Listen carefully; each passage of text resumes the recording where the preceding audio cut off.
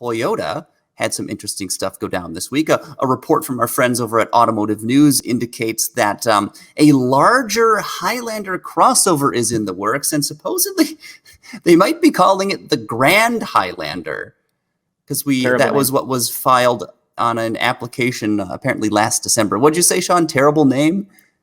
Terrible name, yes. What would you rather call it? The Highlander L, the Highlander XL, the Highlander Max? I don't know. Just that's such a silly name. I just think it's a bad name. But like tons of automakers use Grand in vehicle name. There's Grand Cherokee, Grand Caravan, Grand Marquis. There's the Grand C-Max that Ford used to make. There's the Renault Grand Scenic. And I say they're just a grand name. So what's wrong with Toyota trumping things up a little bit? Look at all these grand vehicles. Wow, yeah, grand. I wasn't expecting that, and we need to give Evan a raise because good job at finding those photos. There was some obscure vehicles in there, to say the least. So good job. But I don't know. What's obscure about a Grand Cherokee? I was thinking more like the C-Max that you've tossed out there. Okay. Yeah. Just a little obscure. Yeah, there it is again. Looks like it's kind of melting back there. Yeah. Yeah, it's frowning. It's a sad car. Real big off-ramp, but like, was that based on a Mazda? Like, I feel like I see some Mazda back there on those taillights. Probably not. I have no idea about that vehicle. And we're not talking about C that architecture. vehicle. No, we're not. If just to your point, I think it was built on Ford's C architecture, like the Focus, if I remember correctly.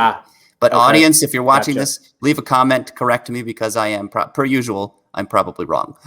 So yeah, yell at Craig in the comments. I give you permission. It's okay. But don't say mean things. Just yell at him like kindly. Be like, you look great, man. I have tough leathery skin and broad shoulders. Well, there you go. That's what his Tinder profile says, at least. So the Grand Highlander. But yes, I don't think it's a very good name, but that's okay, because if Toyota does build this vehicle, they will probably sell more of them that could pay my house off 1,000,000 times over.